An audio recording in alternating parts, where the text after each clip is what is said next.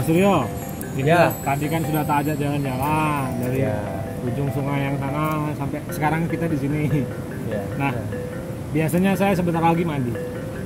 Sore-sore saya suka mandi di kali seperti masa-masa kecil dulu. Nah, ini saya mau nanya ini, mumpung ketemu kan udah berapa kali kita ketemu Mas Suryo yang nanya, saya jawab. Sekarang gantian. Benar. Supaya kelihatannya kita serius gitu.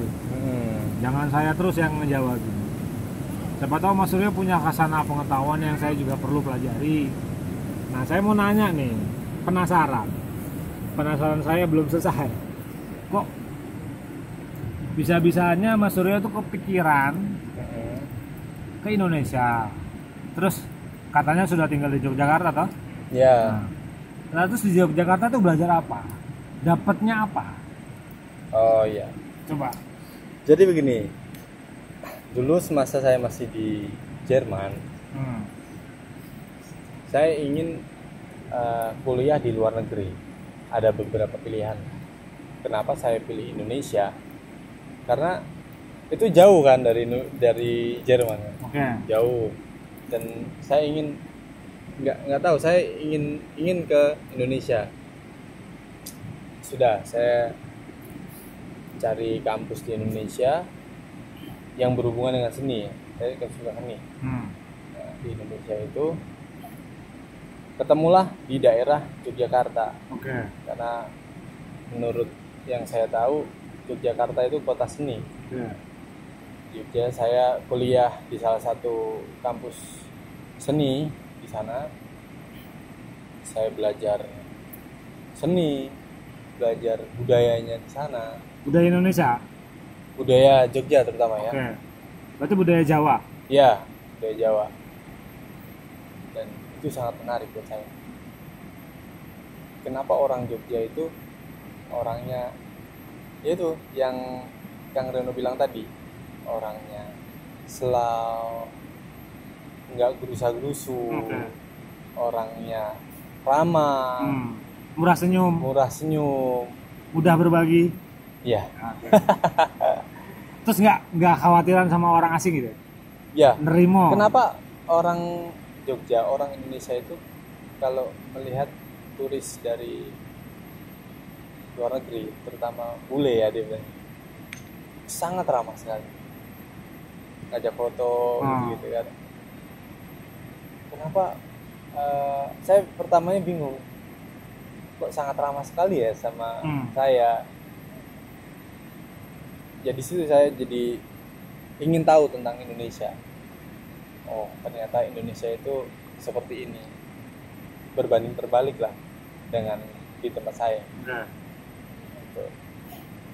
Dulu waktu di Indonesia, saya kenal dengan gadis Indonesia. Dia tinggal di Lampung. Oke. Sumatera itu. Ya Sumatera. Sumatera.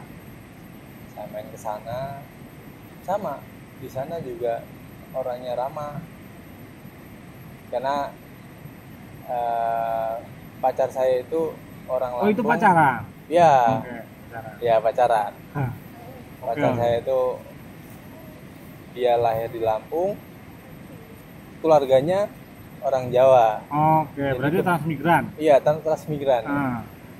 Di sana banyak suku, orang Jawa, orang asli Lampung, orang Batak, orang Minang, orang Melayu. Bali Bali, ada juga. ya, Bali. Nah, singkat cerita, Oke. perempuan inilah yang mengubah hidup saya. Oh. Yang mengubah hidup saya, cara pandang saya dari dulu. Cara pandang tentang apa itu, Mas? Tentang menyikapi hidup. Oke. Siapa sih saya sebenarnya? Asik. Gitu. Berat ini. berat. Siapa saya sebenarnya? Who am I? Iya, who am I? Terus untuk apa saya lahir di dunia Asik. ini? Seperti itu. Siapa saya sebelum dilahirkan gitu. Iya. Oke. Kok tiba-tiba saya lahir? Saya nggak minta. Kok jadi manusia? Gitu. Ya. Kenapa nggak jadi kucing atau anjing atau apapun? Ikan. Ikan. Nah, terus gimana itu? Dia memberi apa, Mas Suryo? Jadi dia memberikan pengertian seperti ini. Pertama, dia tanya saya, tujuan hidupmu itu apa sih? Kamu sebagai manusia yang kamu cari apa? Saya bingung.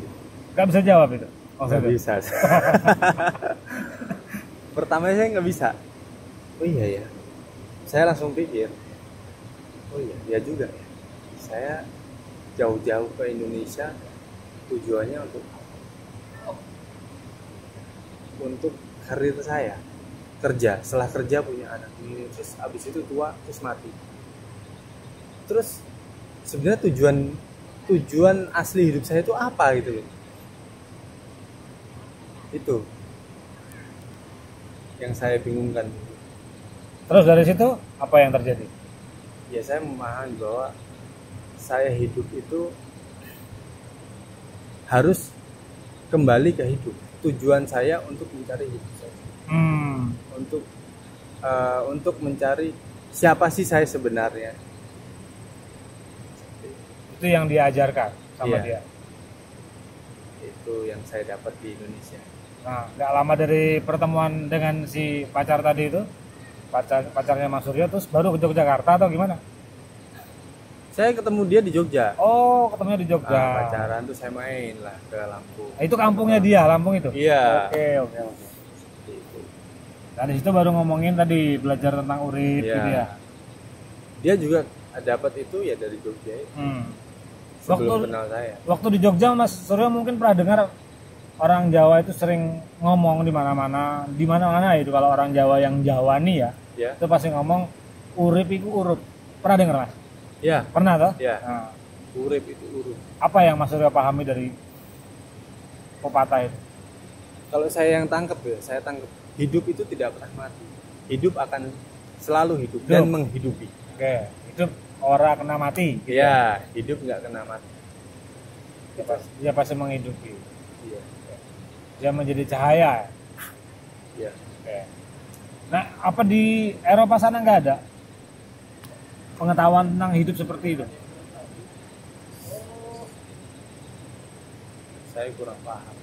Belum pernah tahu ya? Iya, jadi hasil yang saya pelajari di Indonesia ini, kita sebagai manusia itu harus hidup bahagia. Bahagia itu udah mencakup semuanya. Oke. Saya jamin orang di dunia ini yang dicari adalah kebahagiaan. Betul. Sepakat. Jadi bahagia itu elemennya apa aja itu Mas? Kalau bahagia itu elemennya adalah ikhlas, sabar, nerimo, welas asih, tresna. Tresna itu yang manjur itu. Ya. Cinta. Berat. Itu yang saya terapkan sekarang.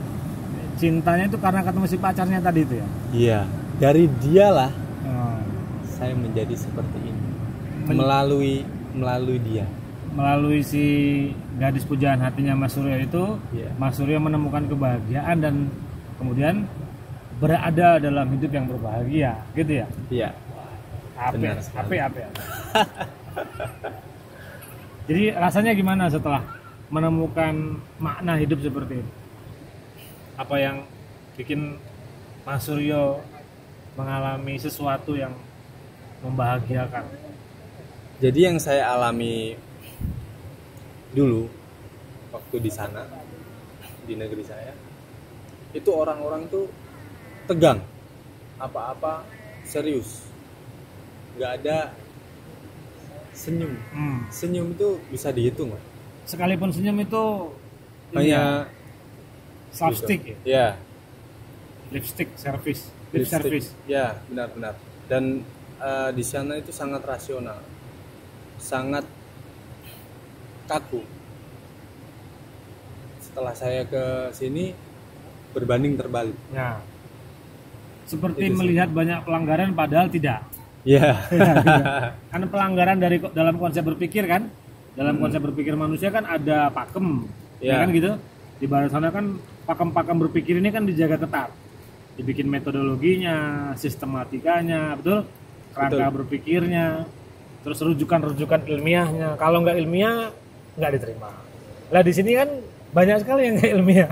terlalu banyak sampai akhirnya masyarakat kami di Nusantara itu bukan masyarakat yang tidak ilmiah, justru beyond ilmiah, karena kami hidup secara tidak langsung menggunakan kerangka berpikir yang namanya, kalau dalam bahasa kita tuh fraktal, dalam bahasa orang ilmiah itu. Jadi corak berpikirnya orang-orang Nusantara tuh fraktal, susah ditebak karena masuk ke wilayah, ke medan berpikir, medan hidup yang nggak ada presidennya mas, nggak ada landasannya sebelumnya. Jadi kami ini senangnya bikin landasan berpijak anak-anak manusia itu di sini banyak ajarannya. Nanti Mas Suryo silakan gali sendiri. Dimanapun itu Mas Suryo pasti akan ketemu. Kelakuannya ilmu iku kanthi laku. Kira-kira gitu. Jadi ilmu itu nggak mungkin manjing, nggak mungkin hidup dalam dirinya manusia itu. Si anak manusia itu nggak mungkin bisa menyimpan ilmu kalau dia itu nggak mengubah laku hidupnya, nggak ngelakukannya langsung. Jadi kalau kita ngomong gula itu manis, itu dicicip mas. Iya. Bukan cuma diomong. Kita harus merasakan sendiri. Jadi bukan didebat. Rasanya itu yang penting. Rasanya urip itu nyampe. Kan? Benar. Mas Surya pasti punya sedih di dalam dirinya. Iya. Ya, saya punya sedih. Ada manis di dalam buah semangka, ada manis di buah apa mas? Apel. Lah, manis itu kan sama toh. Yang berbeda kan apelnya. Jadi Mas Surya punya sedih, saya punya sedih. Mas Suryo sebagai Suryo, saya sebagai saya.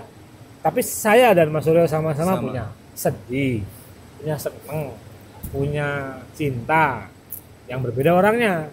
Nah kalau di sini siapapun yang bicara, selama dia memang terbukti ampuh sudah melakukan atau melakoni hidup yang ulas asih tadi seperti Mas Suryo bilang itu, lakuning uripnya sudah ikhlas, terima ing pangdum, sabar, narimo, apalagi sudah sampai tresno, mencintai segala-gala yang bahkan tidak kita minta.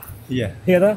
Nggak kita minta. Mas Suryo nggak pernah minta sama Gusti untuk lahir itu sebagai manusia. Iya. Tahu-tahu ada. Nah, gitu kan. Tahu-tahu lahir di Jerman, saya lahir di sini.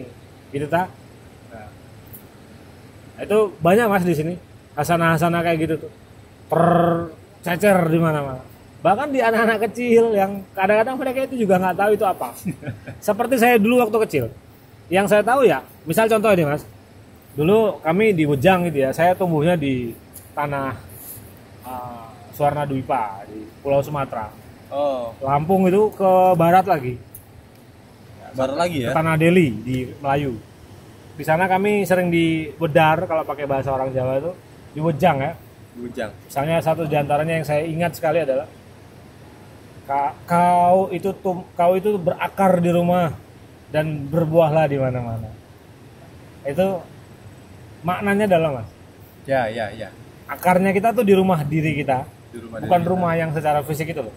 Rumah diri, cuma kita yang tahu, kita tuan rumahnya. Tapi kita bisa berbuah di mana-mana saja untuk siapa saja.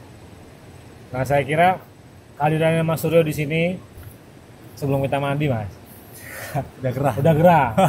Kehadiran Mas Suryo di sini saya kira mungkin bisa menjadi pemantik bagi dulur-dulur sekalian yang ada di Republik YouTube yang ikut menyaksikan tayangan kita sekarang. Siapa tahu obrolan kita yang tadi katanya Mas Suryo rekam itu bermanfaat, menjadi maslahat untuk banyak orang.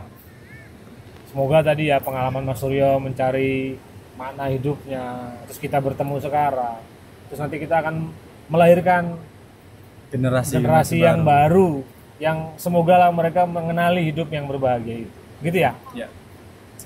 Saya kira itu dulu mas. Terima kasih matur nuwun, hatur nuwun pisan ya tak? Hatur nuwun. Ya. Hatur nuwun. Kalau kata cek orang Sunda mah hatur nuwun pisan.